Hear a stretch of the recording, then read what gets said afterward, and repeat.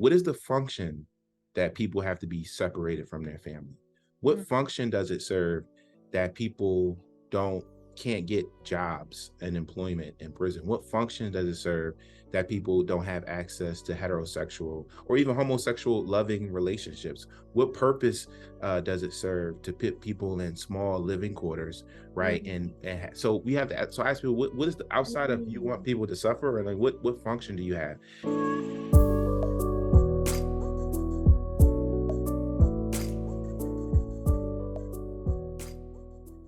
Welcome to episode 4 of Office Hours with Abbie and Juwan. I thought this interview was so interesting because I remember in 2017 I went to Chester Prison right outside of Philadelphia, and I went and saw him speak. And I was so taken with this model. You know, there's this field called comparative criminology that highlights the way that other countries do criminal justice. And I think something that's important as we go through this conversation is that America has a very unique history, and it has a very unique way of policing and punishing and holding people accountable. And so it can be really difficult to try and emulate what other countries are doing because the demographics are so different, and because the way that we have perceptions of racial threat and our deep roots of slavery, all of these things kind of make it difficult to just slap it in the American context. But I think it is really important to take lessons here. And so I'm curious for you, since we both come from a corrections background, which also, like, I just wanted to take a very quick note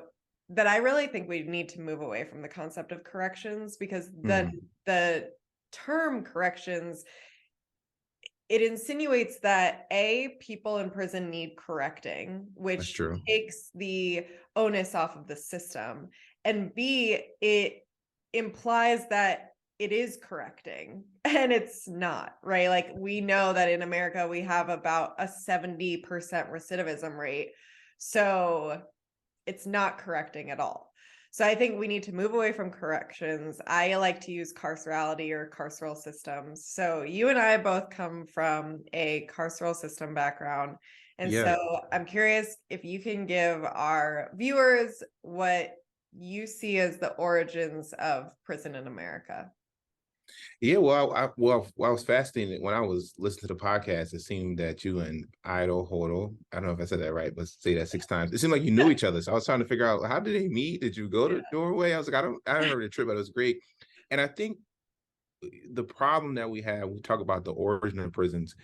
One thing they do, and I don't know if they do it in Norway particularly, but usually overseas, if you are a taxpayer, you can just walk into a prison and kind of see what your taxpayer dollars are going into.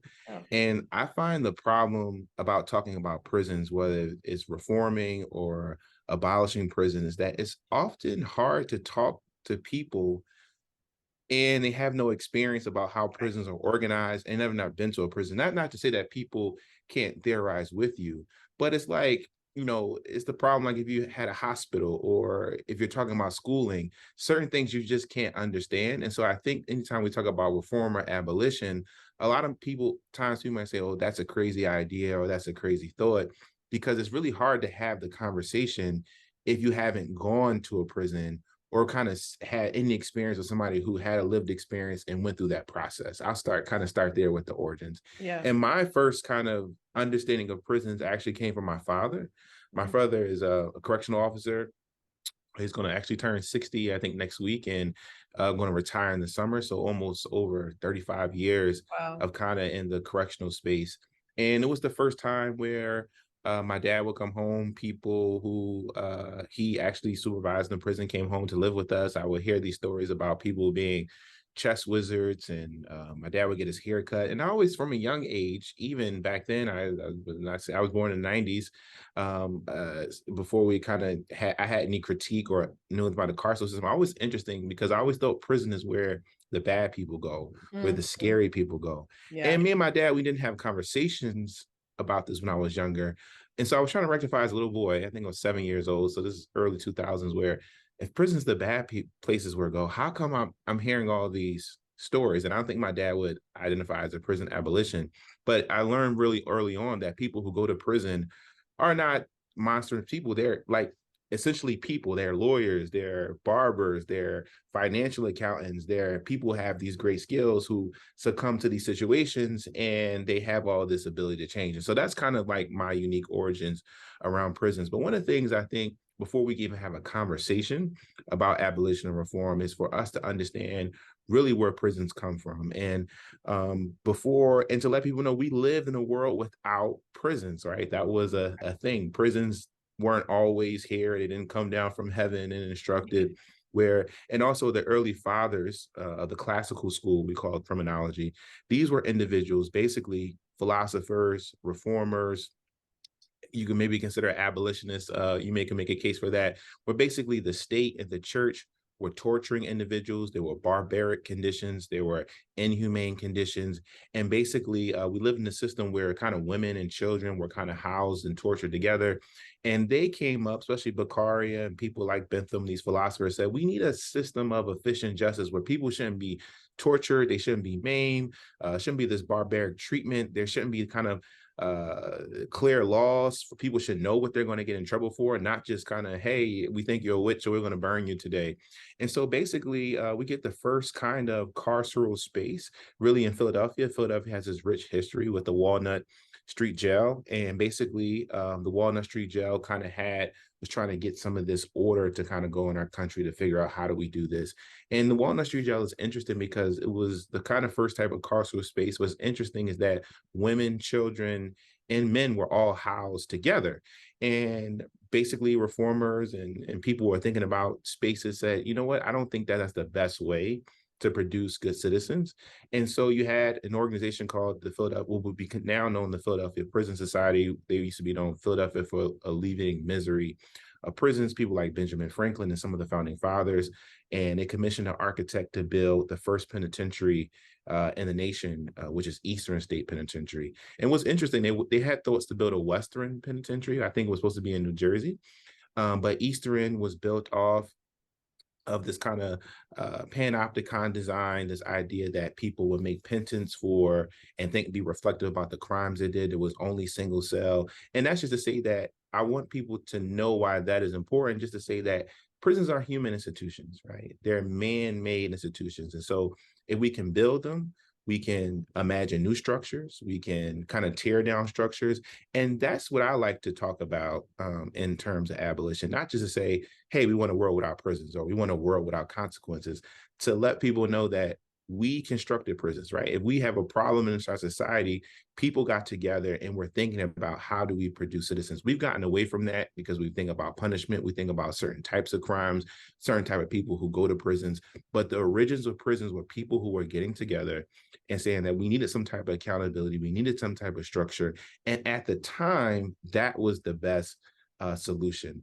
And what's really interesting is that what happens with Eastern State Penitentiary, all of the intentionality and design that went into it really got washed away once we kind of embarked really in the 1970s when it kind of closed down, or embarked in this era of mass incarceration, which was this idea that they couldn't do single cells anymore. So it was overcrowded, and all of the things that they had designed and put in place went away. I think another origin that we have to talk about as we move towards this arc or trajectory of abolition and reform is that prison or carceral spaces have deep roots in slavery and almost synonymous. So one of the greatest criminologists and thinkers and sociologists of our time, Du Bois, W.B. Du Bois talks about this very candidly, is that basically after the Emancipation Proclamation, you have all of these free slaves and people have to figure out something to do with them. And so when we get involuntary servitude and this idea that we get a carceral system because you have all these slaves, and basically we can't just take people's freedom, but this idea we can get people convicted of crimes, the state will arrest them, but then would lease the labor out, called the convict lease out, to the same plantation that they used to work for as slaves or indentured servitude, right? Those are really the origins and how we think about mass incarceration. And what's really interesting is that this year we're actually commemorating or acknowledging 50 years of incarceration. So we've got a good data source on what this is. And so when mass incarceration was kind of starting out, we were thinking, okay, maybe this is a good idea. We had a lot of violence in our society, drugs were abused, but now we have 50 years of data to show all of the studies that have come out. We are now saying that maybe we need to reconsider something different. Yeah, I think there's so many threads that I want to pick on. And one of the things that you mentioned is how you grew up thinking like prisons were where bad guys go. I was looking at the registry of exonerations, and I forget, I think it was the Sentencing Project, but someone projected that about 6% of all those incarcerated are innocent, which means it's like 160,000 people. So Damn. when we talk about like those inside being bad guys are dangerous, that's under an assumption that our system is working in a way that has no false positives. But Right. we have to recognize that there are hundreds of thousands of false positives, right? And people pleading to things that they may not have necessarily done just to get a number, where people may, they may have done something, but to a lesser degree. So a lot of juvenile lifers took second degree because it was like, I don't want the death penalty, or I don't want first degree, so I'll take second degree or whatever. One of the things that we have to remember is that so often the difference between people in the community and people in prison is just that they got caught. Or that they got caught up in the system. And so, and that's to acknowledge that there are shooters and people who have killed people who have just not been caught, who are in the community, who, because they haven't been, taken up by the criminal legal system, they're seen as safe and good employees and, viable options for legitimate work. And so I think that that's one thing to acknowledge. And then the other is that, I was talking yesterday in my class about how, because I'm doing a module on reentry, and we give so much sympathy and empathy and compassion for those coming home, talking about the barriers that they're experiencing and all of these things. Yet the minute before they're released, when they're still in prison, they're deeply stigmatized, othered, and demonized. They're seen as bad until they walk across those gates, when we then feel like they're human again. And so it's this very strange, the way that we've constructed perceptions of those in prison, because, as you're saying, we can't just walk in and see what's happening there. And so it's this kind of far away fantasy of what we have of these monsters and killers and murderers and all these things that don't identify the complexity of individuals inside. So yes, someone may have killed someone, but they're also maybe an amazing painter and a brother and maybe a father. And so and again, like, I think people really struggle with accepting or perceiving nuance and complexity, because they feel like that lets people get away with their act, or justifies it or excuses it, when no, like, you can still hold someone accountable without demonizing and punishing. Like, you think about giving a kid, like, when your kid does something bad, there's a way of holding accountability and giving the lesson without being retributive to that child, right? There's a racial critique in there as well. And I think, so it's interesting. So like, Black people have been disproportionately incarcerated in the United States. And what Black parents will say all the time is, it would seem as a monstrosity if oftentimes in Black communities, if a child does something and they get a punishment, a spanking or a beating, right? That's like, no, we're going to call the authorities, right? But it's so interesting that the critique that Black parents have is that you're telling me, in one sense, as a parent, before this person you label them criminal or you arrest them, that I can't enact punishment on my child. But when you then label them criminal, or then you arrest them and they find themselves in the carceral space, you say that the only way that they can be held accountable if you punish them, if you hit Mm, them, if you get them with these penalties. And I think that's a very interesting critique that you've laid out. And so it begs the question that how come in this one sense everybody's like, we should not, right? That would seem crazy, right? To if a child makes a mistake, or something very minor or something very serious, that you would inflict just a brutal punishment. But in this sense, once the state has the moral authority to label you criminal, they can do those. And I will say another thing too, because people haven't gone to prison, we have this very I don't know, like this fantasy about safety and security, right? About who's dangerous and criminal, right? So you said, look, once the person is kind of almost to the entry side, we're like, we feel safe, we feel a little bit more comfortable. Those people may be a little bit normal now. And I had, as a criminologist, I remember the first project I had, I went to a women's prison. No, I went to a man's prison, and we were doing interviews, and they went in most prisons, they'll give you like this little, looks like a little beeper that you put as a panic button pretty much. So if something goes down or you feel like something goes down, you can press the panic button, and they kind of gave it to us. And so I had one on, I totally forgot, but I had to use the bathroom over the course of interviews. So the warden kind of told me, I was able to kind of leave and go to the bathroom. So I'm going to the bathroom and not thinking about anything. And this bell goes off. And I'm just thinking, okay, whatever, the bell goes off. I don't remember. But actually, the bell was for mass movement. I didn't know. And so basically, as I come out the bathroom and I'm getting back to the education department, I'm kind of coming this way. And it's a sea of men, just a sea of men coming this way. yeah. And I'm thinking, oh my goodness, like this is prison. Like this is what I saw on the You're TV. gonna get This is not. shanked. Oh, I'm gonna get. Oh yeah, I'm thinking my life is on the line right here, and so I'm confronted with this really interesting pops. I see the men coming in and I'm trying to act normal, right? Like, but I'm sweating, my eyes open up, and I'm like ready to press the panic button, but nothing's happened. And as I'm about to kind of lose it a little bit, like two of the guys that are coming down, they said, "Excuse me, are you lost? Are you trying to get somewhere?" And the host, they were so nice. It had to be almost 50, 100 men walked me back, talked to me, told me their story. And it was so silly to think about, I walk on the streets every day, Right. and that's what I think even in the interview that was saying, like in Norway prisons, nothing really happens, and prison can be environments. I want to be clear that prisons can be environments where dangerous things can happen.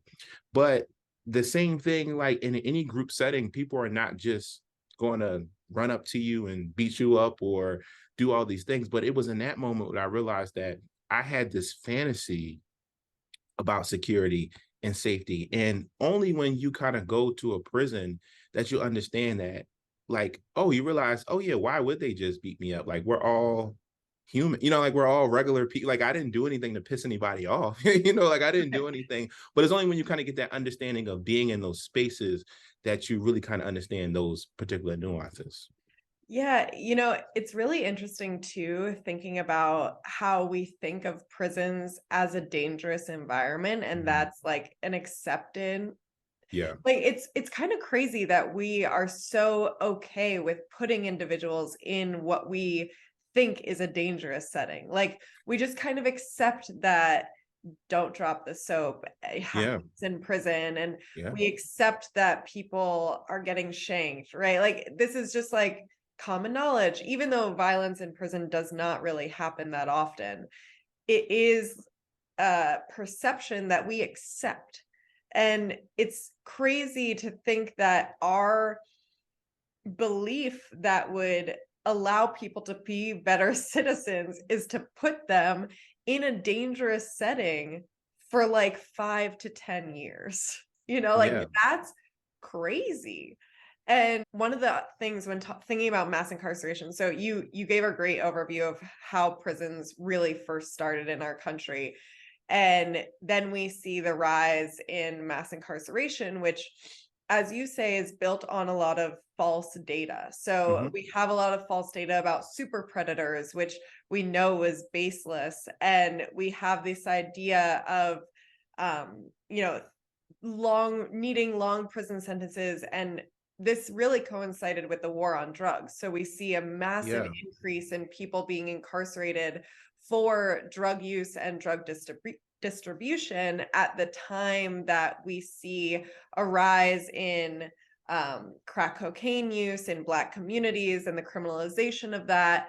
And so with the fuel of mass incarceration was really the war on drugs, perceptions of racial threat steeped in this idea of the super predator, and the shift towards more punitive sentencing. So we saw three strikes laws. So if you had 2 felony or misdemeanors prior to your third, that third would be an incredibly long sentence.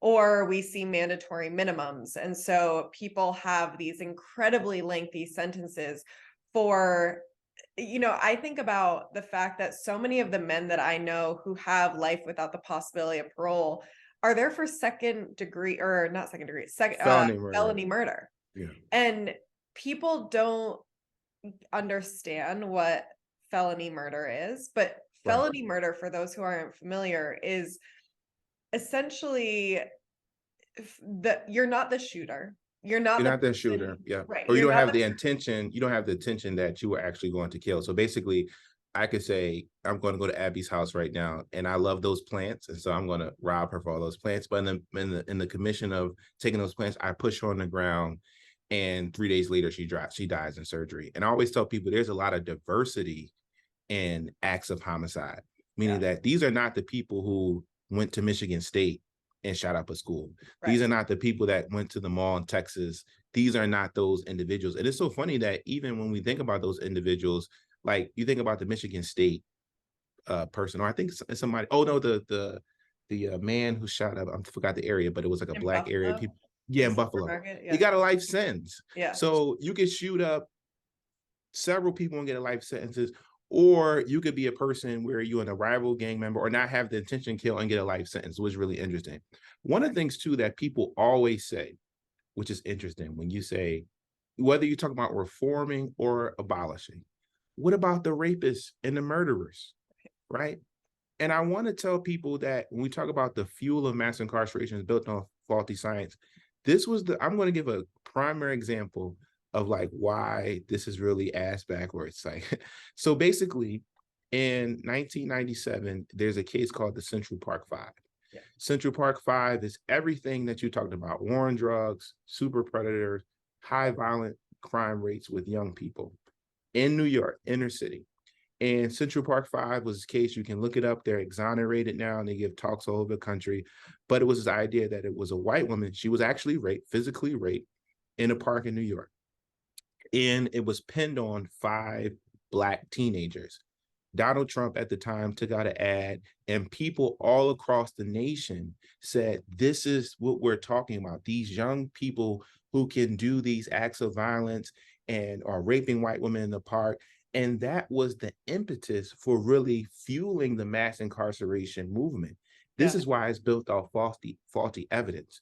Not only did it come out several years later, a couple of decades later, that these men did not rape this white woman, but the person who was actually responsible for raping her came forth and said that he raped the woman. It was confirmed through DNA testing, I believe in testing, that he actually was the rapist. But check this out, because of statute of limitation, he was never criminally charged. And so our carceral, correctional, whatever system you want to call it, has never done a good job of getting the rapists and the murderers. Right. We don't have a good track record of that, point blank and period. And so when we talk about mass incarceration, it was built on this faulty pretense that we were going after rapists and murderers. And so when people say, what about the rape? We can't change it because we don't have the rape. Most people are nonviolent offenders. Even people who commit the so-called murders, there are a lot of diversity of murders, but also you had serial killers and people done crazy things like Charles Manson, who was parole. He probably would never got parole, but he got to see the parole board several times. Right. And so these are some of the instincts that when we say we need some changes, this is what we're talking about. And so now, 50 years later, we have to really reconcile all of these nuances. But people haven't been privy to that because we haven't spent a lot of time in this carceral space. And because prisons are challenging to access, researchers also have not done a good job telling that story. Yeah. Yeah, absolutely. I think, in thinking about the notion of the rapist and murderers, like we have to note how there are hundreds of unsolved homicide cases Yeah, in cities like Philadelphia and Chicago and especially sexual assault. yeah. Oh, yeah. And so we that exactly like that sentiment of, well, if we got rid of prisons, what about the rapists and murderers? It's like we don't do a good job at that anyway. And so, No. and we know that actually for those who are imprisoned for violent crimes, what we deem violent crimes, and there's a variety of violent crimes in there too, like stalking is considered a violent crime. Like there Oh are yeah. differences in what we define as violence. But those who are convicted of violent crimes are actually much less likely to, if they are to recidivate, if they are to reoffend, it's much less likely that they will be reconvicted for a similar offense. More often, those who reoffend from a violent crime that they were previously incarcerated for is for a technical violation on parole or a property crime. And Yeah. so there's also false perceptions of that people who are violent are forever violent, when Yes. they have to consider that the violent act was a reaction to something. It was contextual. It wasn't for very few people. There are very few people who are psychopathic. And Very, and so we have to recognize that all acts are contextual and that context can never be exactly the same again. And so while people may have triggers, there have to be very specific contexts for something to happen exactly the same. And so we don't think about that. And I think also in thinking about the Norwegian model, one of the things, so 95, we have about 2 million people in prison, and yeah. it's about 7 million people if you count the jail population as well. And so 95%, at least of the 2 And those million, on probation and parole, those right, incarcerated in the community. Yeah. right. And so as we were saying before, how like we're putting people in a dangerous setting and then expecting them to be better citizens, the Norwegian model took on, and what Otto talks about is the normality principle. So I really liked this. It was the idea that when you're in prison, life should really look very similar to life outside. So you have your own clothes, you have free time, you have a private bathroom, you have access to a kitchen and healthy foods and like a grocery store. You leave your dorm and go across campus to work or to school so that you have a commute and you have, free ability to roam the grounds, because these are actions that you will be taking upon your release. And so their whole thing is like, we start the reentry process the minute you get in. Right. And so how can we facilitate and help you? That's one of the terms he uses, is help. Like, how do we help you become better so that you can function better in society? And I think there's some problematic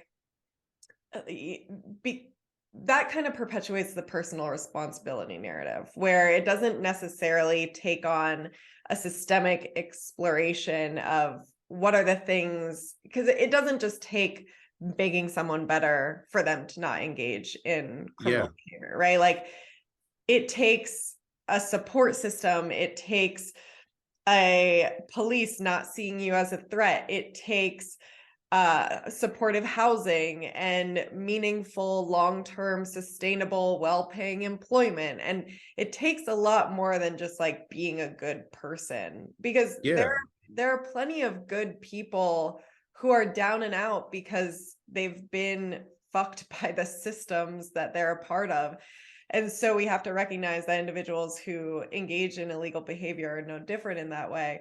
But there is something to this idea of the normality principle and helping people. And so I think especially in comparative crim, there's often, as I was saying at the very beginning, like, oh, we could never do that. It's a totally different system. But I thought it was really interesting that prior to this massive shift that they made in the 90s, the Norwegian prison model looked very similar to America's in terms of its punitive nature and its high recidivism rates.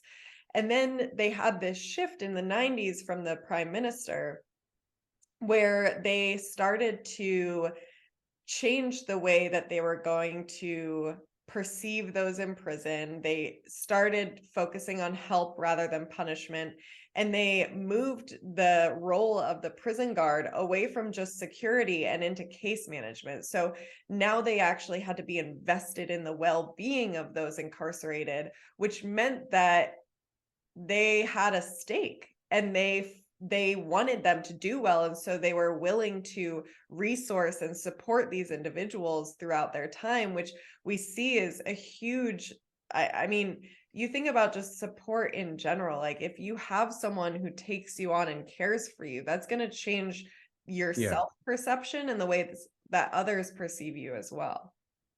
Yeah, a couple thoughts, threads in there. So one, the normality principle, because I can talk today. The normality principle is something that U.S. researchers have been talking about for a while, and it's, I guess, the synonymous term would be parallel universes. And people have talked about that parallel universes idea that what happens in prisons wouldn't be so starkly different from what happens in the community.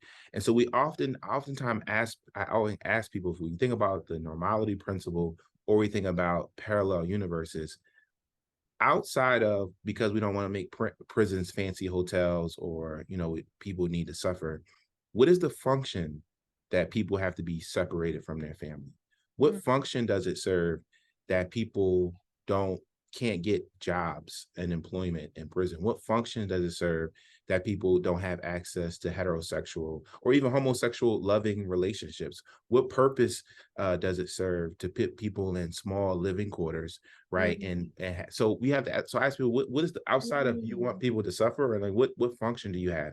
And I think the abolition critique is really important. We really understand something where we can unlock our brains. A lot of times when things happen to society, and this is what you talked about, people say we need more police and we need more prisons, right? And what they're saying is they're not necessarily saying we need more police and need more prisons. What they're saying is that we need adequate education and we need adequate access to housing and we need jobs that pay a living wage. And because we don't have those things, we need police to Mhm. offset the things that people are experiencing. Or we need more prisons, right? They think people are not essentially dangerous, but people saying, because we see this crime going on, because the government doesn't have control over this and all these things, we need more prisons. But people are saying what they're really advocating for, what they probably may or may not know, is that they need things in society to change. And Mhm. because the things in society are not changing fast enough or not responsive to the change that they need to see that are impacting their everyday lives, this is why we need prisons and police, right? So I think that's also something that we have to talk about. And then lastly, two more things. One, we need to have what I call we need to revisit history, right? This becomes really important. Policing researchers have already figured this out, and the Chicago school has already figured this out. That the environments that you place people in can change behavior, right? We've learned that from kind of social disorganizational theory, people who are place-based theory. But policing scholars, particularly, and people who may or may not be for reform or abolition, have figured out that they can change people's response, what they call a crime prevention, by diminishing the opportunities that people already have in crime. So it's not a crazy idea, right? This Norwegian prison, that if you change environmental factors, if you have a cottage style, or if you have people that have a more helping role, that if you change certain physical environments, that you could alter people's behavior. That is not a new concept. That is something that we've kind of explored extensively in other research agenda in criminal justice. We haven't given that thought or that effort in corrections, which brings me to my last point. Why haven't we done this?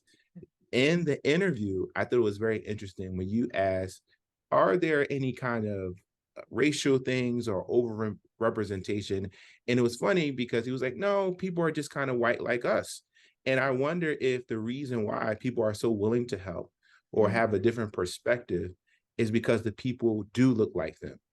Versus in the United States, where the people who find themselves in prison often don't look like the people who are then changing the perceptions of crime. What do I mean by that? Most of your politicians are white. Most of your practitioners are white. Most of your criminal justice researchers are white. But you have a predominantly Black and brown carceral space. And so I wonder if the reason why, and I'm just speculating here and don't have any research or data to glean from, is the reason why we haven't done those things, knowing that environment can change behavior, is because the people who are kind of making the rules don't look like the people who are affected by the rules. Yeah. Yeah. It always blows my mind that we just accept, like, we look at the statistics. We have endless statistics that prisons are disproportionately brown and Black, and we just accept that. Like, yeah, and we excuse it by saying that, well, Black and brown people just commit more crimes, they're more dangerous, they're more threatening. But that's not the case when we have a bunch of data to show that white people use drugs as much. And it's disproportionate, but also prisons are majority white people, right? Like, yeah, yes, Black and brown people are disproportionate, which yeah, means that they make up about 12% of the US population, but 25% of the prison population. But 25% is still the minority. The right. majority of people in prison are white, yet we don't perceive them as threatening or dangerous.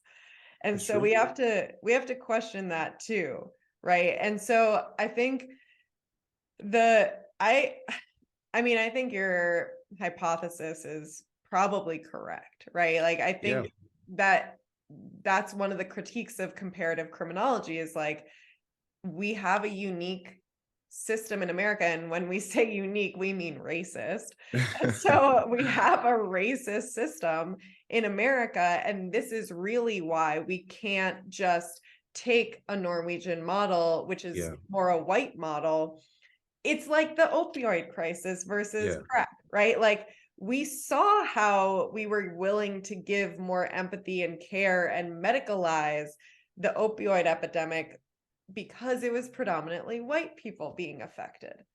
But when we have Black individuals who are engaging in crack cocaine use, we criminalize it. And so it's very much racialized. And yeah. And also capitalist. We need to say right. capitalist, because I think we would be remiss.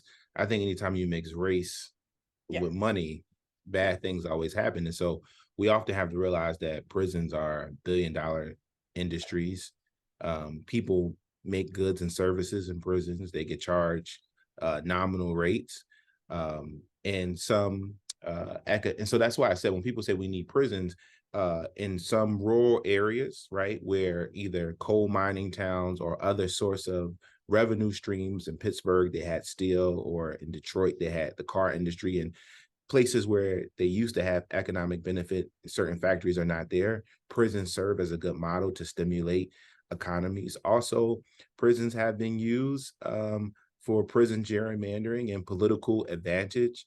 And so it's not only a race, but it's also a capitalist critique Yeah. as well, as that, you get rid of prisons, you get rid of certain type of economic structures and how things are interested. I was interesting. Frank Cullen and John Eck had this idea of using kind of a cap and trade model for prisons, kind of like if you think about like fishermen or people who catch wildlife, where you get a certain amount of tags each year, and there's a cap, and basically that each state would have a certain budget allocated to prisons, and then but this idea that you just couldn't just send people to prison, that you had to think about the economic future, and then you could actually run out of space and that you have to buy it from other prisons. I mean, I think there's a lot of, but it's just this idea that we do kind of live in this capitalist society. And I think it goes to the Sentencing Project report that even though we're doing a better job of decarcerating people, that we've entered such an rush to mass incarceration that even if we're decarcerating slowly, we won't see any of these changes to maybe the 2030s or the 2040s of the world. Yeah, I think an important point too to point out is a lot of people misunderstand private prisons. and they have to realize that it's only about 9% of all Yeah. prisons in the country. I think a lot of people are like, well, yeah, look at, of course it's capitalism, private prisons. No, yeah. And it's really, the prison industrial system is really fueled by state prisons, where they are taking advantage of prison workers, paying them essentially nothing for Yeah. goods and services. And I think about this idea of prison abolition or reform is this idea how are we restoring people, how are we bringing people back into society, and not being and I think not being a society that's so ready to kind of throw people or be so disposable to this. I think we live in that type of culture now, and I think things are changing, especially with some critiques of the kind of the cancel culture moment, that we would think that some people deserve to be canceled or have to be canceled, that there's no idea that people can change or that it can be some right, redeemable factor. And I think maybe cancel culture may actually get us to where we need to be, because I mean, as you think about it, how many people who have said racist, sexist, things against LGBT community on their social media pages at 13 years old and saying, guys, I was 13, right. I'm 30 years old now. Everybody kind of has a story there. And that's what people who have been incarcerated been saying all the time. Like, I've caused this harm when I was this age. Is there any chance that I won't be held liable? Or I was really stupid back then. And a lot of people saying, no, you meant it, or no, we still think you're dangerous. But I think people probably are maybe more empathetic, because so many people now, we live in an era where you on social media, you can say we can say something on this podcast today that may not be resonated, but hopefully we get the grace to say, you know what, maybe I am willing to change my thinking, or, I said something that offended someone. We do create harm intentionally or unintentionally. But as a society, this is a societal issue too. We have to develop what type of society to be. Are we going to be willing to, if someone makes a mistake, to give them the grace and say, they can be restored? Or is it a society where once you kind of commit a harm, then you kind of always stay in that space and there's no redeemability qualities for you? Yeah. Yeah. I think in thinking about prison abolition, one of the things that we have to acknowledge is that even if we do provide resources in the community, even if we do increase education, increase mental health, increase all these things, there will be some people who do commit harm Yeah, and who are in a state where they need to be removed from their situation in order to not be a threat to themselves and of course. others.